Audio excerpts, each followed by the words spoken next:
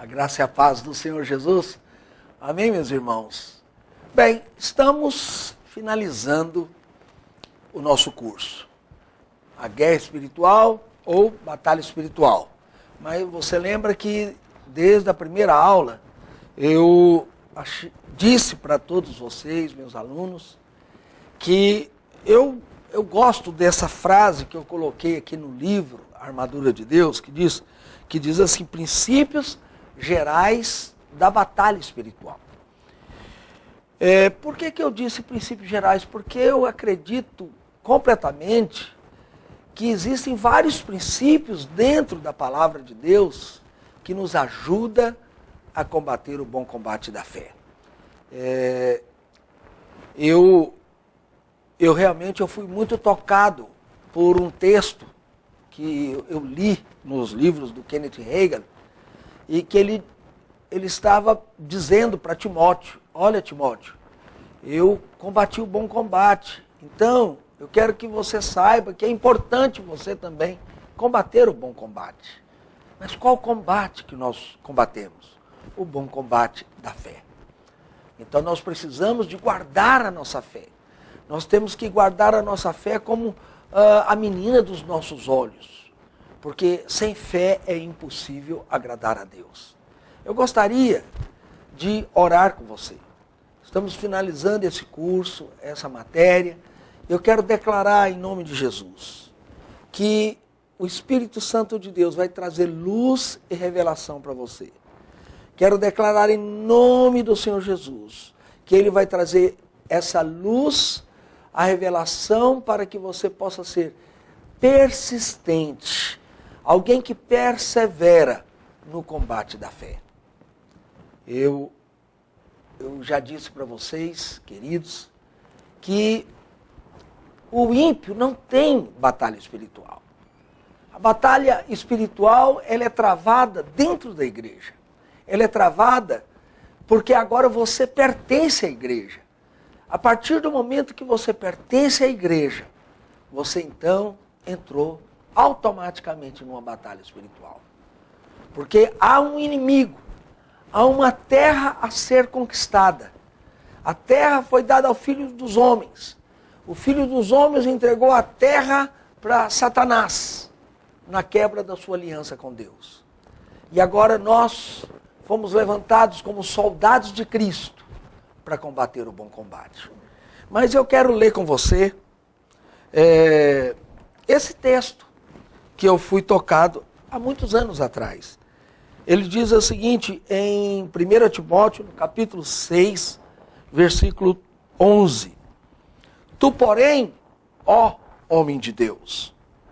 Isso ele estava falando, Paulo falando para Timóteo. Foge dessas coisas. Antes, aqui nós não vamos entrar no detalhe das coisas. Antes, segue a justiça, a piedade, a fé, o amor, a constância, a mansidão. Aí vem o texto. Combate o bom combate da fé. Esse aqui é o texto que eu falei para você que quando lia os livros do Kenneth Hagin, eu fui tocado. Nós temos que combater o bom combate da fé. Toma posse da vida eterna, para a qual também foste chamado e de que fizeste a boa confissão, perante muitas testemunhas. Exorto-te perante Deus, que preserva a vida de todas as coisas, e perante Cristo Jesus, que diante de Pôncio Pilatos fez a boa confissão. Amém?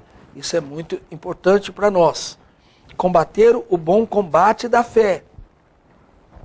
Então, guardar a fé é a nossa verdadeira batalha. Se existe uma batalha que o crente foi convidado a participar, é o combate da fé. Sabe por quê? Porque o grande inimigo do homem é, na verdade, a dúvida. E essa dúvida é lançada pelo inimigo geral, que é Satanás. Satanás, ele não pode tocar o crente. Ele não pode agir no crente, sem que o crente dê brecha para isso. sem que o crente dê legalidade para isso. Em função disso, Satanás trabalha para gerar a dúvida na mente e no coração dos crentes. É por isso que eu digo que a dúvida, que é o oposto da fé, na realidade, ela é a grande inimiga da fé. A dúvida, você tem que guardar isso no seu coração. Ela é o principal ingrediente da incredulidade. Por quê? Porque ela agride a Deus em várias áreas. A dúvida agride a Deus. Por isso é que a pessoa se torna incrédula. Só para você ter uma ideia, vou mostrar isso para você. Lá em Lucas, no capítulo 7, de 18, a parte B e o 19, você lembra do contexto. Eu vou te falar o contexto. João Batista, ele veio como o preparador do caminho. E João Batista veio, preparou o caminho, né, começou a ministrar, a pregar, a batizar, e dizia que haveria de vir alguém que seria maior do que ele, que não só batizaria na água, mas batizaria com fogo. Portanto, João Batista tinha clareza do seu ministério. João Batista tinha clareza do propósito do seu ministério. Mas ele sabia de Jesus. Agora, lendo esse texto para você, para introduzir esse texto, é que onde eu quero dar o fecho desse momento para você em relação à dúvida. No texto diz assim, e João, chamando dois dos discípulos, dois deles, enviou-os ao Senhor Jesus para perguntar, és tu aquele que estava para vir?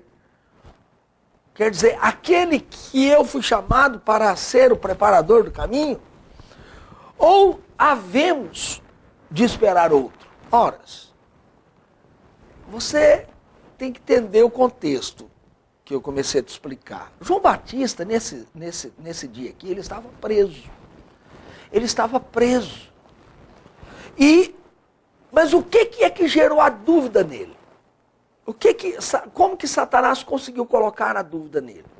Ele ele estava preparando o caminho para a vinda do Cristo. E ele sabia disso. Mas só que Cristo veio, ele viu a Cristo, mas ele provavelmente também foi contaminado pela mentalidade do mundo, no sentido de que Israel naquela época estava sendo dominada pelo Império Romano. Então eles acreditavam que o Cristo, que fosse o Salvador do mundo, também seria o libertador da opressão romana, do Império Romano. Eu não estou afirmando que João Batista que ele foi contaminado, mas essa era a mentalidade mundana da época.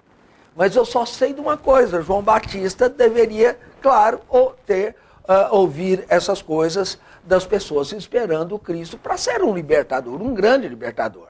Mas agora, avalia, como que eu, agora que fui o preparador do caminho, ele vem, eu vi, eu sei, mas eu estou preso? Aí Satanás lança a dúvida. Será que era ele mesmo? Será que era ele mesmo? Será que aquela voz que você ouviu, claramente dizendo, este é meu filho amado em quem me comprazo, será que era a voz de Deus mesmo? Será que aquilo não era como somente um trovão que os outros também ouviram? Entende isso? Será que aquela voz que disse que aquele que fosse o Cristo, desceria uma pomba sobre ele? Será que aquela pomba, por acaso, só pousou sobre os ombros de Jesus por um acaso? Você está vendo que Satanás usa as situações e as circunstâncias, ele usa a sua teologia, misturada com um pouco dos pensamentos do mundo. gerando sofismas na sua mente para que a dúvida seja instalada. E ele ficou com dúvida. Por isso é que ele perguntou: és tu aquele que estava para vir? Ou havemos de esperar outro? Portanto, meu querido, combater o bom combate da fé é justamente isso. Apagar pela palavra de Deus todo dardo inflamado do maligno. E dessa forma, você anular todo o poder do destruidor. Bem, eu quero que você entenda que eu também passo por essas lutas. Eu também passo pela batalha espiritual. Porque nenhum homem de Deus, escuta o que eu estou te falando, nenhum está isento da batalha espiritual. É claro que durante esse livro todo, eu disse para você, não gaste tempo com Satanás. Pastor, você poderia dizer para mim, mas isso o senhor, ao mesmo tempo que o senhor fala, um paradoxo, né? Ao mesmo tempo que o senhor fala que todo crente está envolvido com a batalha espiritual, ao mesmo tempo que o senhor fala para a gente não gastar tempo com Satanás, eu não estou conseguindo entender isso. É simples. Você nunca vai destruir Satanás. É simples. Você nunca vai dar conta de derrotar Satanás. Ele é o inimigo. Como ele é um inimigo poderoso, nós olhamos para Cristo. Como ele é um inimigo poderoso, nós atribuímos e entregamos toda a necessidade da vitória nas mãos do Senhor. Eu não dou conta de vencer a Satanás. Você não dá conta de vencer a Satanás. Ele é um espírito, é poderoso. Portanto, você precisa de crer que a vitória é dada por Cristo, que eu vou falar até o final dessa aula. Você precisa de acreditar que quanto mais você olha para Cristo, quanto mais você se enche do Espírito Santo, vigia, como eu vou dizer, você vai conseguir combater o bom combate da fé, você vai anular os dardos inflamados do maligno. É por isso que eu gostaria de analisar esse texto com você de Hebreus, no capítulo 11, o versículo 1 e o versículo 6, eu gostaria que você acompanhasse comigo no seu slide. Diz o seguinte, o versículo 1 diz assim de Hebreus: a fé é a certeza das coisas que se esperam, a convicção de fatos que não se veem. Você está vendo? Aqui está definindo a fé. Fé é a certeza das coisas que se esperam. Portanto, João Batista tinha que ter clareza, e ele tinha, tá certo? Que Jesus era o Cristo. Ele viu a voz do céu. Ele viu a voz dizendo sobre a pomba. Ele viu a pomba descendo sobre os ombros do Senhor. Mas aí, lá no versículo 6, nós vemos o seguinte: de fato, sem fé é impossível agradar a Deus. Porquanto, desculpa, vamos voltar para a parte B do versículo 1 que eu disse. A fé é a certeza das coisas que se esperam. Aí vem a segunda parte. A convicção de fatos que não se veem. Ora, João Batista não viu nenhuma libertação. Mas ele não podia olhar para aquele fato que ele não estava vendo. Ele não podia olhar para isso. A libertação ainda não estava clara. Porém, ele tinha que ter convicção. Só que Satanás jogou a dúvida no coração dele, para tirar essa convicção. Eu não sei se você está me entendendo, mas eu encho o meu coração de fé todas as vezes que eu medito sobre esses textos. Aí o versículo 6 continua: de fato, sem fé é impossível agradar a Deus. Porquanto é necessário que aquele que se aproxima de Deus creia que Ele existe. Ele existe. E que se torna galardoador daqueles que o buscam. Vamos ver esse texto. Por que nós podemos dizer que sem fé é impossível agradar a Deus? Primeiro ponto, porque os irmãos, os crentes, às vezes, duvidam de Deus ser quem Ele diz ser que é. É interessante, eu quero voltar no texto. Aqui, quando diz assim, que porquanto é necessário que aquele que se aproxima de Deus creia que Ele existe, observando a palavra original aqui no existe, não é a palavra existir. ela é a terceira pessoa do singular. Então é como se eu traduzisse da seguinte forma, que aquele que se aproxima de Deus crê que ele é. Não que ele existe, que ele é. É claro que quando alguém é porque existe. Por isso é que foi traduzida para existir. Mas o original aqui é mais claro. A grande questão é que os irmãos, eles conhecem a Deus de uma forma objetiva. Eles aceitaram Jesus de uma forma subjetiva. Jesus entrou dentro deles, mas na convivência com Jesus, a teologia dele não é aplicada na prática. O que ele acredita não é aplicado na prática. E aí, na prática, nós duvidamos disso, de que Deus diz que ele é uma coisa, mas nós simplesmente não acreditamos.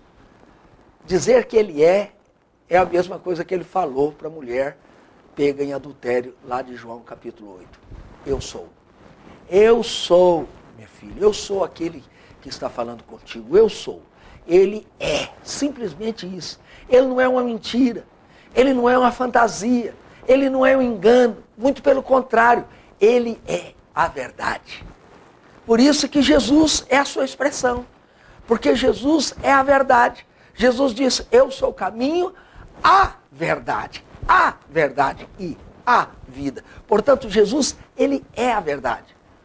Eu quero que você entenda que Deus, quando ele diz que ele é o eu sou, ele está dizendo, ou então, aqui nesse texto, que nós lemos, quando ele diz que ele está dizendo, eu sou aquilo que eu sou. Entende? Ele subsiste em si mesmo. Ele subsiste em si mesmo.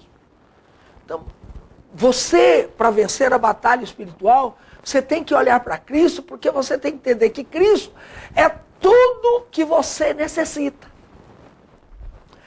Cristo, ele encerra em si mesmo toda a sua necessidade.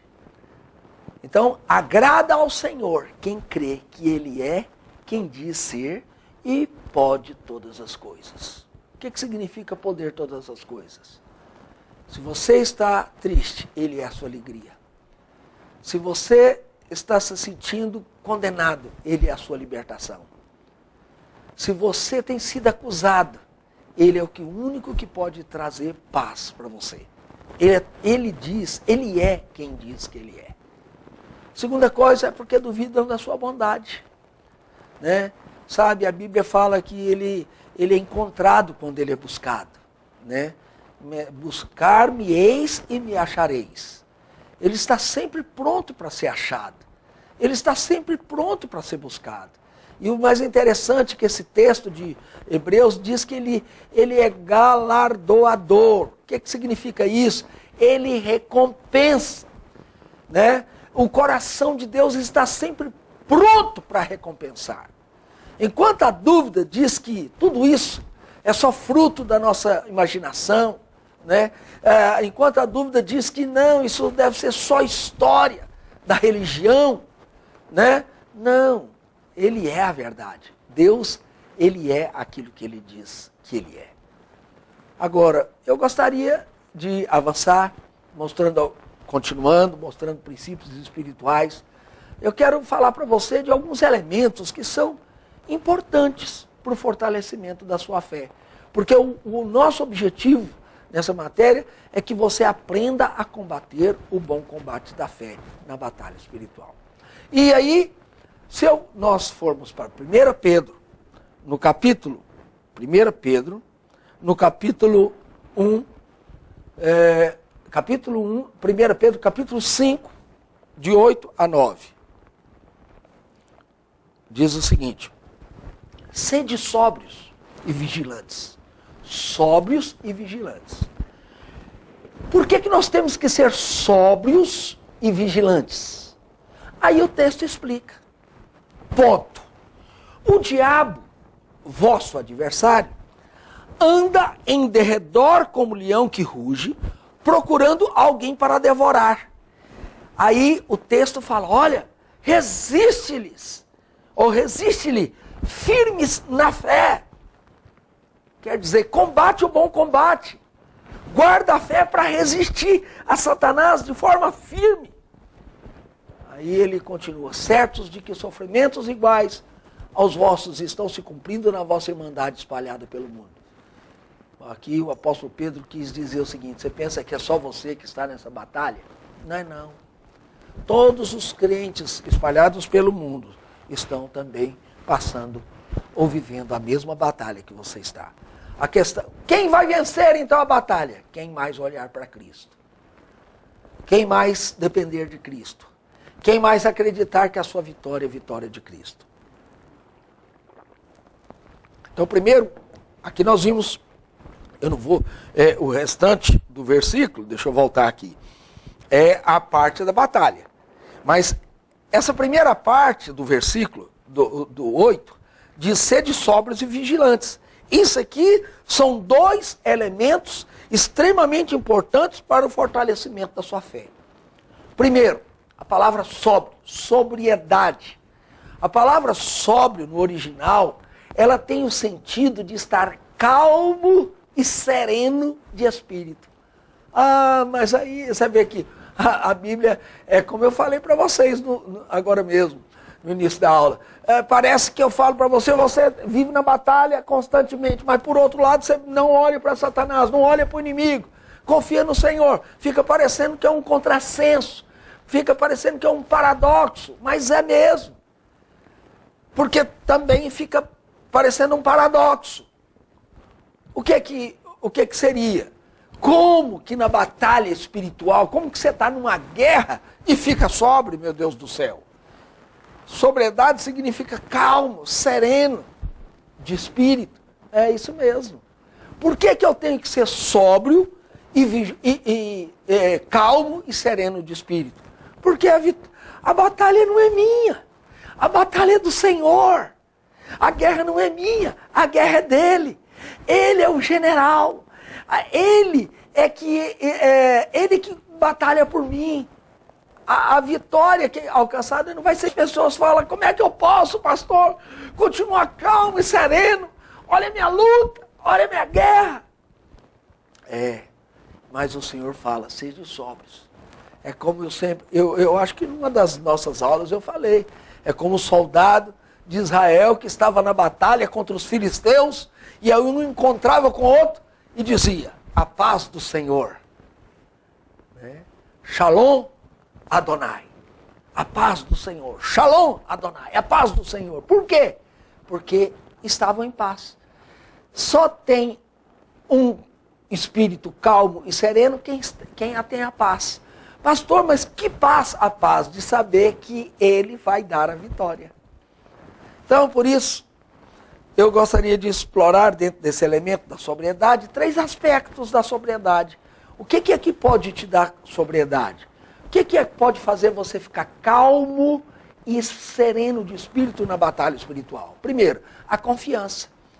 Se eu creio que apesar de travar a batalha espiritual, em última análise, ela é a guerra do Senhor, então eu posso descansar, ela não é minha. Agora olha o que o Salmo 76, 3 e 7 fala a respeito de Deus. Para você imaginar se você pode ficar calmo ou não. Ali despedaçou ele, Deus, os relâmpagos do arco, o escudo, a espada e a batalha. Tu, ó Senhor, não está escrito, mas tu és ilustre e mais glorioso do que os montes eternos. Despojados foram os de ânimo forte, aqueles que se achavam que era o máximo, foram todos despojados. Jazem a dormir o seu sono, e nenhum dos valentes pode valer-se das próprias mãos. Antes, a tua repreensão, ó Deus de Jacó, paralisaram carros e cavalos. Tu sim, tu és terrível. Então, Deus é que é terrível. Você pensa que Satanás é que é terrível. Não é não. Deus é que é terrível. Tu sim, Deus, tu és terrível. Se te iras, quem pode subsistir à tua vista? Está vendo? Nós precisamos de ser como o salmista. Confiar completamente no Senhor. Confiar plenamente nele. E segundo, então isso é confiança. Segundo, não seja precipitado. Por isso é que a Bíblia te fala, seja sóbrio. O que é o precipitado? Né? Precipitado é aquele que toma decisões tolas. Precipitado é aquele que toma decisões insensatas.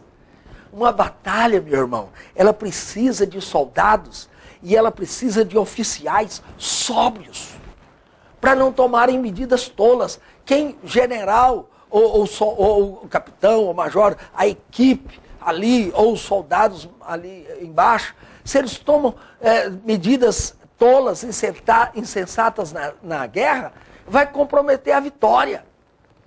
É por isso que lá em Provérbios, você pode acompanhar comigo também no seu slide, isso, Provérbios 19:2, diz assim, o longânimo é grande em entendimento, mas o de ânimo precipitado exalta a loucura. Quer dizer, aquela pessoa que não é sóbria, aquela pessoa que é precipitada, ela é louca, Agora, por quê? Porque toma decisões precipitadas, insensatas e tolas.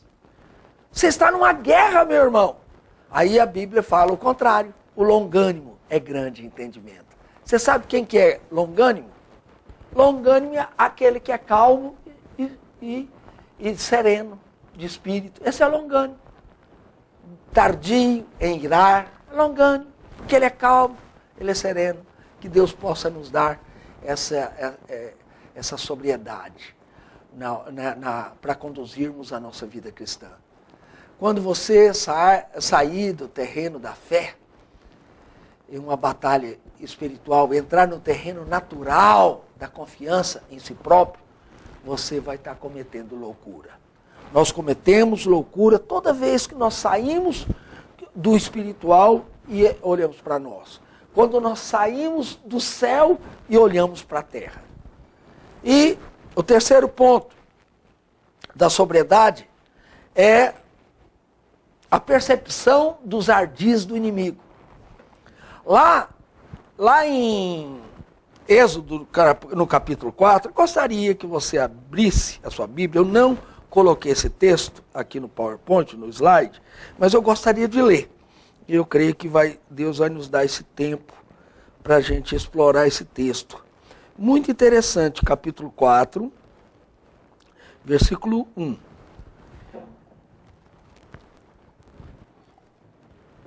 O contexto aqui é o seguinte.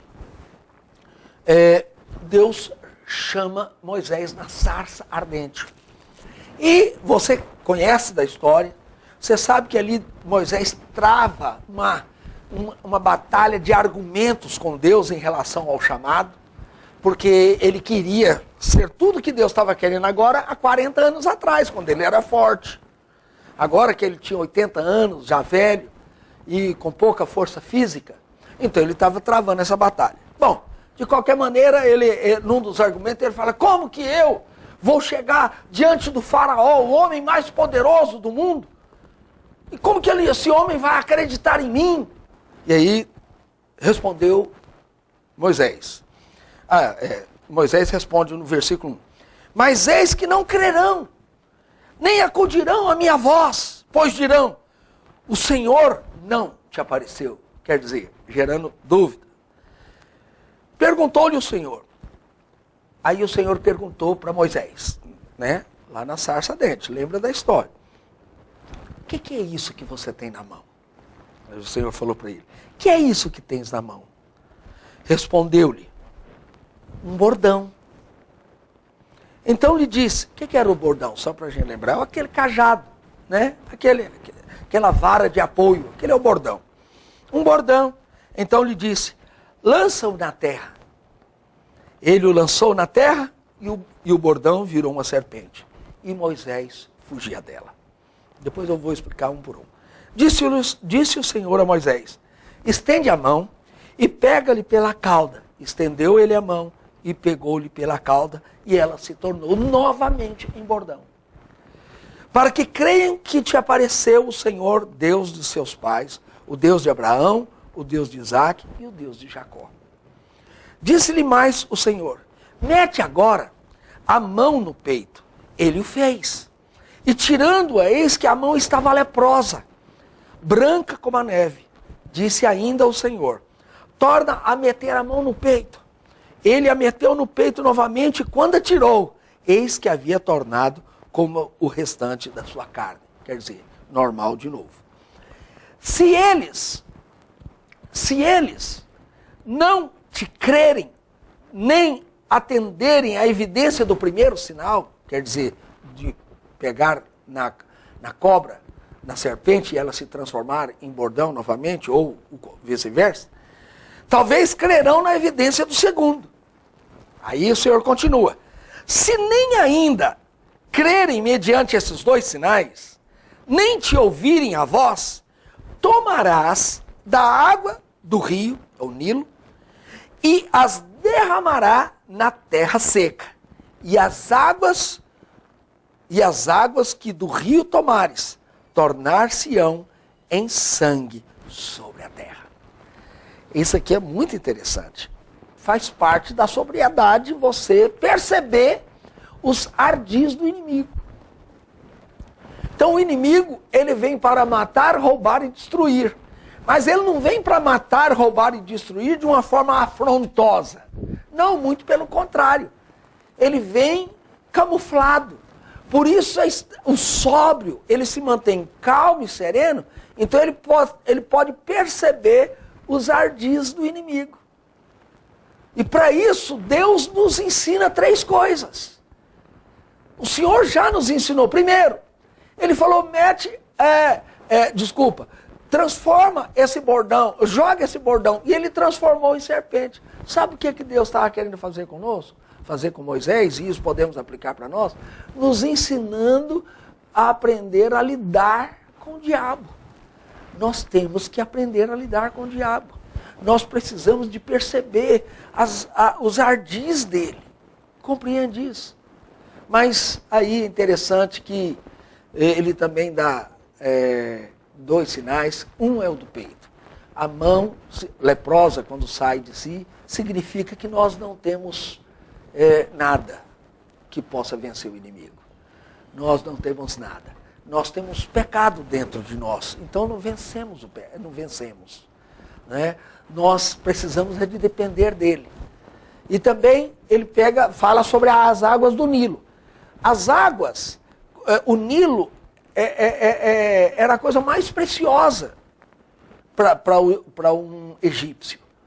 E, portanto, o Nilo na Bíblia, ou de uma forma geral, as águas correntes na Bíblia significam vida.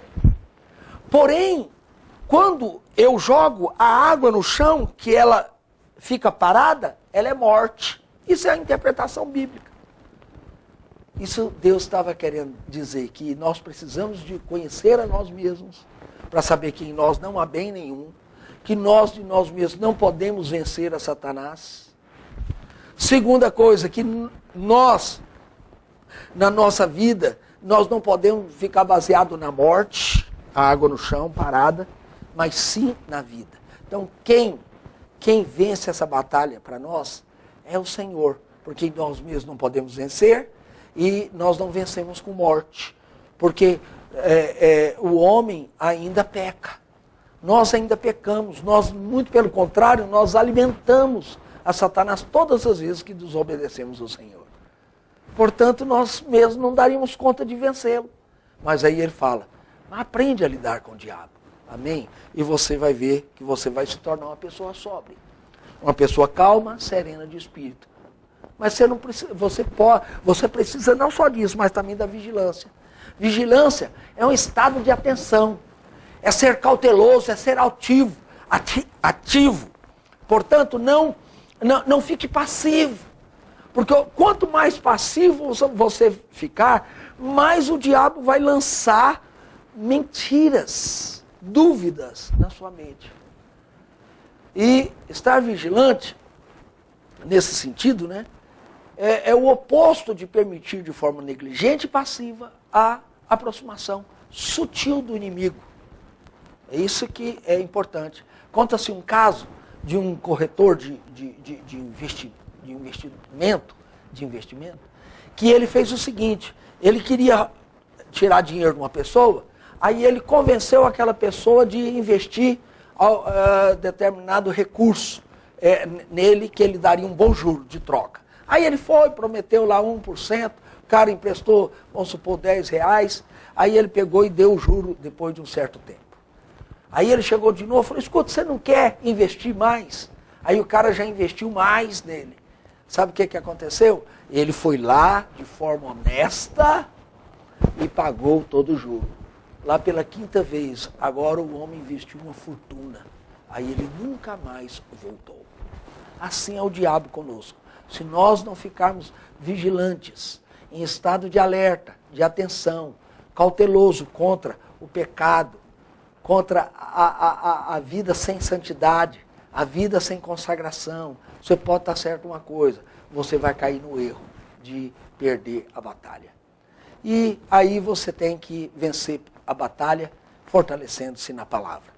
Lá ainda o texto pega e diz assim, resisti-lhe firmes na fé. Resistir fala de combater com a própria palavra. Jesus também resistiu a Satanás, como nós já vimos aqui em Mateus 4. Você precisa de resistir o diabo. Nunca se esqueça que a palavra é a nossa bala de canhão contra a dúvida.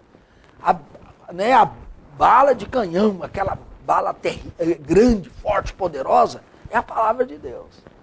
E aí, você junta a fé, que eu estou tentando ajudar você a desenvolver, para você combater o bom combate da fé, e junta com a palavra, meu Deus, isso é uma arma mortífera para o inferno, poderosa contra o poder das trevas. Amém? Por isso que, finalizando essa parte, porque hoje nós estamos encerrando a nossa matéria, e eu vou falar para você do terceiro capítulo, do 13º capítulo do livro, que a nossa vitória é uma manifestação da graça de Deus. Quero encerrar para você o 12º capítulo do livro, lembrando que as debilidades de Timóteo poderiam ser as nossas debilidades. Ele fala assim, deixa as paixões da mocidade, deixa tudo aquilo. O que significa essas paixões? Talvez a infantilidade, a imaturidade, né? Os jovens ainda têm muita debilidade emocional, mas nós também temos. Então, o Senhor fala, deixa essas coisas, Timóteo. Muito pelo contrário, porta-se como alguém forte, valente, alguém ciente dessa convocação para a batalha, para combater o bom combate da fé. Amém? Então, dessa maneira, nós terminamos o 12º capítulo e vamos finalizar a nossa matéria, mostrando aí alguns aspectos finais da nossa vitória. E a nossa vitória, ela é pela graça. Amém? A nossa vitória, ela é uma manifestação da graça de Deus. É impossível vencer a batalha espiritual. Lembra que quando nós falamos, nossa luta não é contra a carne, mas contra os principados, as potestades. Meu Deus, aquilo é tenebroso, como propriamente o texto diz. Mas é tenebroso, e é tenebroso mesmo. São poderosos, são anjos malignos. Meu Deus, nós não damos conta disso. Então é o seguinte, nos rendemos ao Senhor. É impossível vencer a batalha espiritual sem chegar nessa conclusão. Nossa vitória não é pelos nossos méritos. A nossa vitória é um presente de Deus. Somente em Cristo nós podemos vencer todas as batalhas. É esse que é o motivo pelo qual nós gastamos tanto tempo falando de fé e que você fosse fortalecido em Deus. Porque o apóstolo Paulo começou dizendo, sede fortalecidos, lá em Efésios, sede fortalecidos no Senhor e na força do seu poder. Agora, Efésios termina essa parte termina lá no versículo 18, dizendo o seguinte: com toda oração e súplica, orando em todo tempo, no Espírito, e para isso vigiando, nós já falamos sobre a vigilância, com toda perseverança, já falamos também sobre ela, e súplica por todos os santos, quer dizer, ore por todos. Mas aqui tem o final é a oração. No final de tudo isso que eu te falei, isso tem que ser colocado na oração. O motivo da oração é que não podemos fazer nada de nós mesmos se não estivermos protegidos pelo Pai. Nós oramos é para Ele. Por isso é que Jesus, quando Ele foi ensinar sobre a oração do Pai Nosso, Ele finaliza, né? Livrai-nos do mal. Livrai-nos do mal. Livrar do mal é um pedido seu para Deus. Fala, Deus, me livra do mal. Me livra do mal. Me livra do mal. Quando você ora para Deus, você pode estar certo que Deus ouve a sua oração. Quando você está orando para Deus, você está declarando a sua rendição. Quando você está orando para Deus, você está orando, declarando a sua dependência dEle. E por último, você está declarando a sua constante, a proteção do Senhor. Quando você está orando, você está dizendo, eu não confio em mim mesmo. Por isso, não atribua a você mesmo qualquer possibilidade de vencer. Não atribua. O grande erro do cristão é achar que ele pode vencer alguma coisa. Não pode. Nós não vencemos. O Altmani, ele tem um livro que chama A Vida que Vence.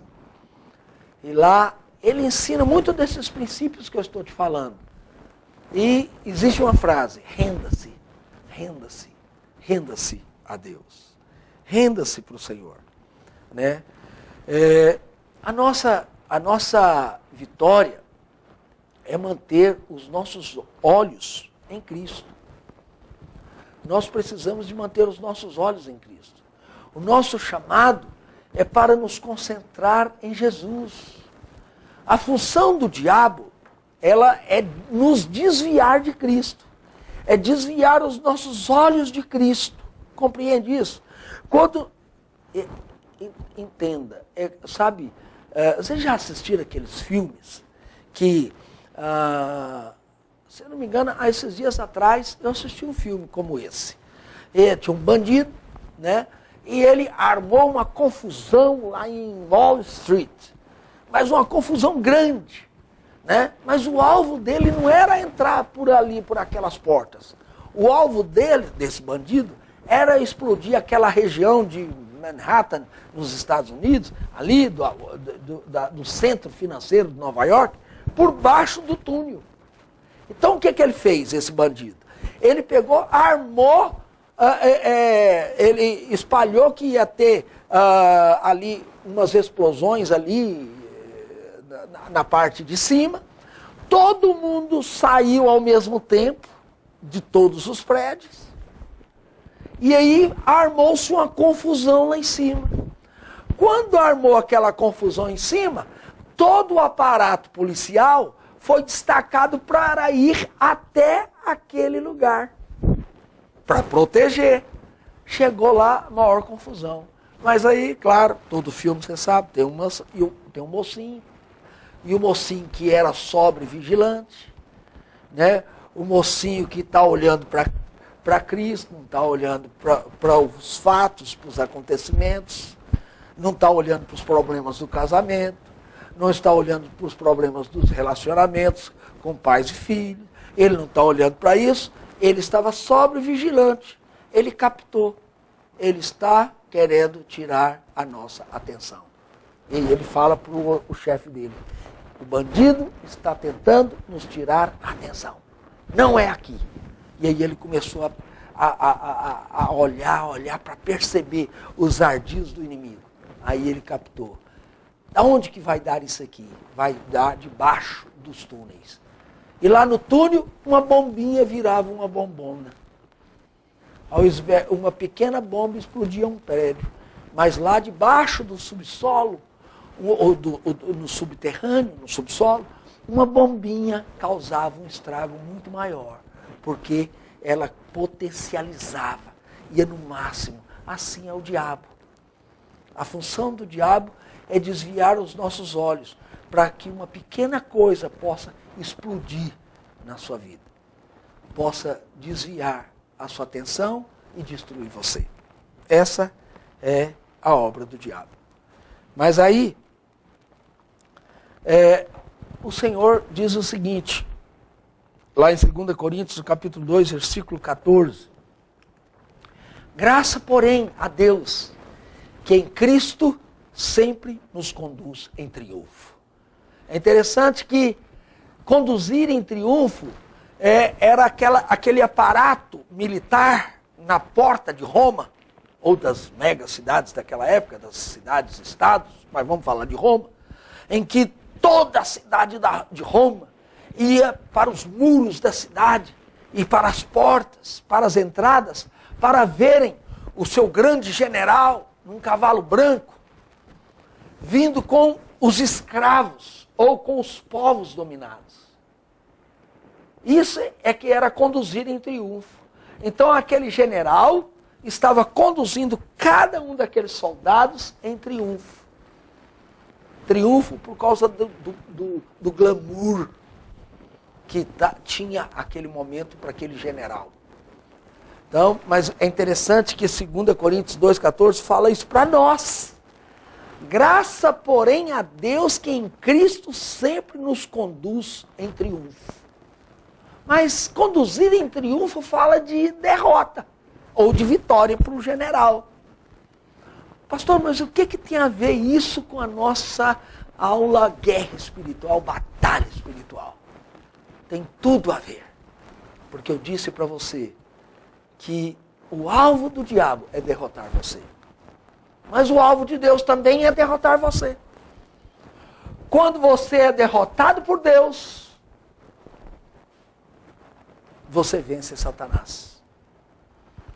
Graças a Deus, porém, que em Cristo sempre nos conduz em triunfo.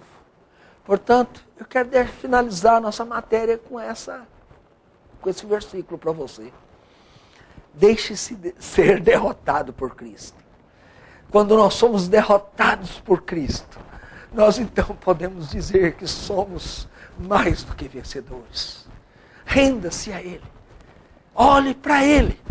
Seja mesmo aquele escravo que foi conquistado por Cristo, né?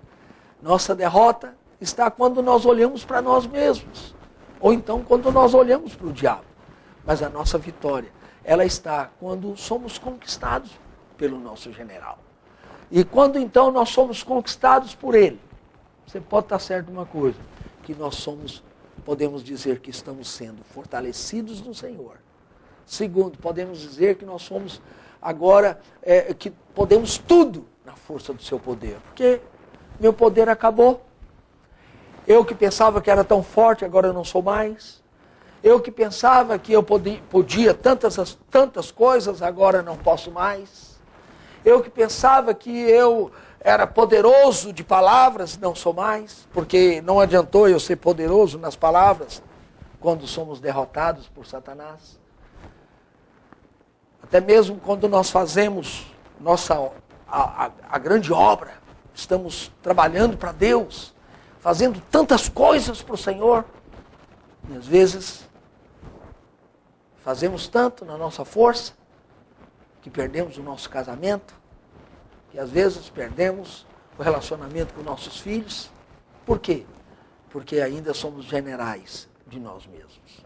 Mas o melhor de tudo é quando nós somos derrotados por Cristo. Por isso é que o apóstolo Paulo, ele fala isso como certo, o grande finale, né?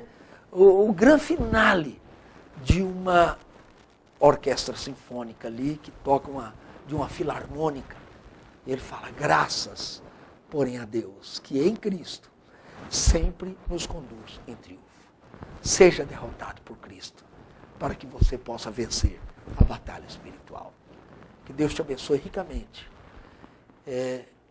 Eu sei que hoje nós estamos finalizando uma matéria. Ela não é a única que você vai se fortalecer completamente. Mas eu espero ter dado muitos princípios para você. Para como um soldado de Cristo possa ser conquistado por Cristo e poder levar e ser uma testemunha dele de vitória. Seja vitorioso. Confie no Senhor como Davi confiava. Que Deus te abençoe ricamente. Que o poder, a graça do Senhor possa estar sempre com você e que você possa desfrutar dessa graça. Jesus te abençoe em nome de Jesus Cristo. Amém.